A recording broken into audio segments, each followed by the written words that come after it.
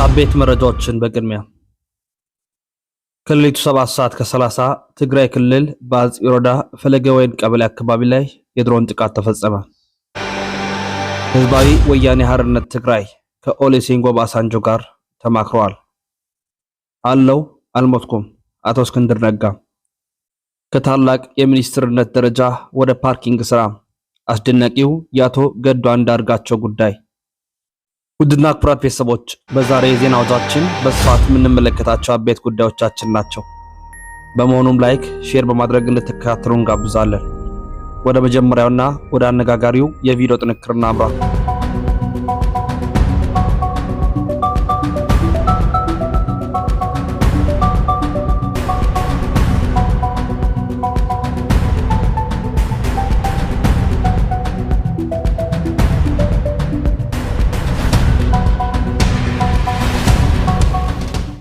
ማህበራዊ ሚዲያውን የተቆጣጠረው የአቶ ገዱ አንዳርጋቸው ማስረጃ።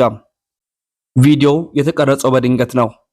ነገር ግን በርካቶች ስለ ክቡር አቶ ገዱ አንዳርጋቸው በገጾቻቸው በስፋት እያጋሩ ነው። በስላቅ መልክ በማህበራዊ ሚዲያ ለማስተላለፍ አንድ ሰው መኪናውን ይዞ አቶ ገዱ ወዳሉበት የፓርኪንግ ስራ ያመራል። በድብቅ ካሜራም ቀረጻውን ይጀምራል። አቶ ገዱ ስራቸውን ይሰራሉ። ታላቅ ሚኒስትር የነበሩ የአማራ ክልል ፕሬዝዳንት የነበሩ የውጭ ጉዳይ ሚኒስትር የነበሩት አቶ ገዱ አንዳርጋቸው ስራቸው ፓርኪንግ ነው። በሀገር አሜሪካ የታየው ይህ ክስተት በማህበራዊ ሚዲያ ላይ ተስተጋባ። ልጁ አስቀድመን እንደነገርናችሁ በስላቅ መልክ ገዱን ተመልከቱት የሚል አይነት አጻጻፍ ጽፎ ለቀቀ። ሁኔታው ግን የተገላቢጦሽ ሆነ። በርካቶች ስለ አቶ ገዱ አንዳርጋቸው ሰፋ ያለ መረጃና ማስረጃ አጠናክረው በጽሁፎቻቸው በቪዲዮ ስራዎቻቸው ገለጧቸው። እስቲ ቁንጽሉን እንደሚከተለው እናቀርብላችሁ።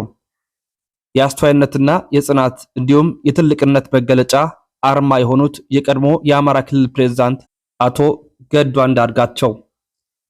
ዛሬ የቀድሞ የአማራ ክልል ፕሬዝዳንት አቶ ገዱ አንዳርጋቸው በአሜሪካን ሀገር ፓርኪንግ እየሰሩ የሚያሳይ የምትመለከቱትን ቪዲዮ ተለቆ በየቦታው መነጋገሪያ ሆኗል። ፖለቲካውን ለጊዜ እንተወውና እንደ ሰው እናስበው።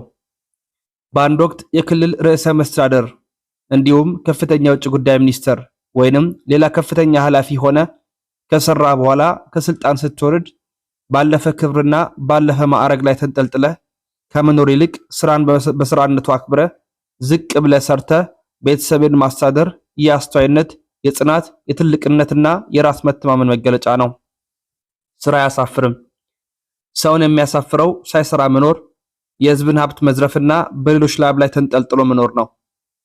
በንጹህ ላብ ሰርቶ ጥሮ ግሮ ማደር ግን የሚሰጠው ውስጣዊ ሰላምና ከማዕረግና ከወንበር የሚበልጥ ኃይል ነው። በዚህ ረገድ አቶ ገዱ አንዳርጋቸው ያደረጉትን ሳላደንቅ አላልፍም። በግሌ ከአቶ ገዱ አንዳርጋቸው ጋር በፖለቲካ ላልስማማ እችላለሁ። አንዳንድ አቋማቸው ላይመቸኝ ይችላል። ይህ ግን ሰው እንደ ሰው የሚያሳየው ጽናትና ቆራጥነትን ሳላከብር አያሳልፈኝም። ይህ ለአሁን በስልጣን ላይ ላሉት ሚኒስትሮችና ከፍተኛ ኃላፊዎች ትልቅ ትምህርት ነው። ስልጣን ዘላለማዊ አይደለም። ወንበርም የማንም ቋሚ ንብረት አይደለም። የአቶ ገዱ አንዳርጋቸውን ውሳኔ እንዴት አያችሁት? ናትናኤል መኮንን በገጹ ይህንን ጽፎ አየን። በንጹህ ላብ ሰርቶና ጥሮ ግሮ ማደር የሚሰጠው ውስጣዊ ሰላም ከማዕረግና ከወንበር የሚበልጥ ነው። ሐሳባችሁን አስቀምጡ። ወደ ቀጣይ መረጃችን ስናመራ አለው አልሞትኩም አቶ እስክንድር ነጋ። እስክንድር በቅርብ ሞቷል ተብሎ የሚናፈሰው መረጃ ሙሉ በሙሉ አስተባብለዋል። ባለፉት 4 ዓመታት በተደጋጋሚ ከመሬትም ከአየርም በድሮን የታለሙ የግድያ ሙከራዎች እንደተደረጉባቸው ለዶቼ ቬለ ገልጸዋል። የመንግስት የጸጥታ ኃይሎች ያላለሳለሰ እንቅስቃሴና ጥቃት ግልጽ ቢሆንም ስለሌሎች የታጠቁ አካላት እጅግን ለጊዜው አስተያየት መስጠት እንደማይፈልጉና በሂደትም የሚታወቅ እንደሆነ ተናግረዋል። የፋኖ ትግል ከአማራ ክልል ውጭ ያሉ ረጅም እጆችና የጎጠኝነት አስተሳሰቦች ገብተውበት እንደነበርና ይህም በአመራርነት ለመቀጠል አስቸጋሪ ሁኔታ ፈጥሮ እንደነበር ተናግረዋል።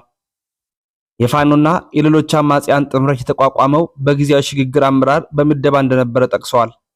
ደም እየፈሰሰ ባለበት ሁኔታ ማንኛውም ውሳኔ ድርድር የአባላትና የህዝብን ቀጥተኛ ተሳትፎና ውሳኔ ማካተት እንዳለበትም አጽንኦት ሰጥቷል።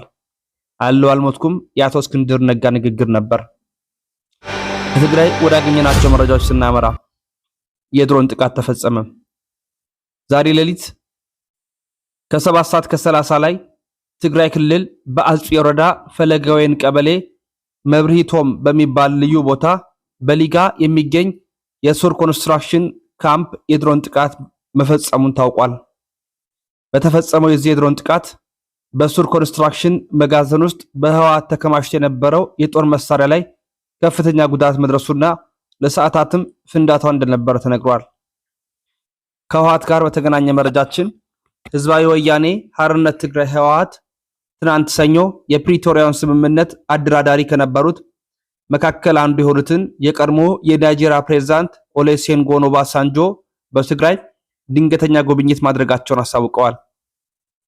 የኦባሳንጆ የመቀሌ ጉብኝት አስቀድሞ በመደበኛ መርሃ ግብርና በቀጠሮ የተያዘ እንዳልነበረ ዛሬ ማክሰኞ በህወሓት ሊቀመንበር በዶክተር ደብረጽዮን ገብረ ሚካኤል የሚመራው አስተዳደር ባወጣው መግለጫ አሳውቋል። በቀድሞ የናይጄሪያ ፕሬዝዳንት በኦባሳንጆና በህወሓት ሊቀመንበር በደብረጽዮን ገብረ ሚካኤል መካከል የተደረገ ውይይት በህወሓትና በፌዴራል መንግስት መካከል የተፈጠረውን ውጥረት በማርገብ ላይ ያተኮረ እንደነበረ መግለጫ ያመለክታል። ህወሓት የሚመራው የትግራይ ክልል አስተዳደር ከፌዴራል መንግስቱ ጋር ድርድር ለመጀመር መሰረታዊና ቁልፍ ናቸው ብሎ የሚያምንባቸውን ቅድመ ሁኔታዎች ማስቀመጡን ተናግሯል። የክልሉ የመገናኛ ቢሮ እንደገለጸው ትግራይ ለድርድር ያላት ቁርጠኝነትን ጠብቃ ብትቀጥልም ባለፉት 4 ዓመታት ሲካሄድ የነበሩትና በመሬት ላይ ያየነው ሁኔታ ከከፋ ደረጃ ወደ ይበልጥ አስከፊ ደረጃ ከመሸጋገር ውጪ ውጤት ያላመጡ ውይይቶችን ለመድገም ግን ምንም ፍላጎት የላትም።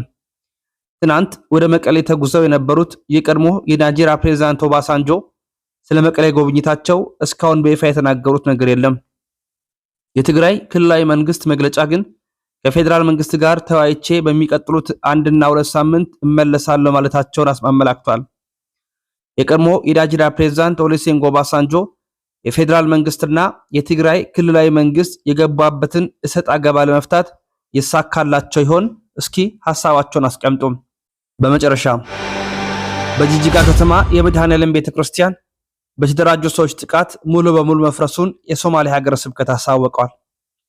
በሶማሌ ሀገረ ስብከት ጂጂጋ ከተማ የሚገኘው የመድኃኔዓለም ቤተክርስቲያን የተደራጁ አካላት ሙሉ በሙሉ ህንፃ መቅደሱን በማፍረስ አውድመውታል።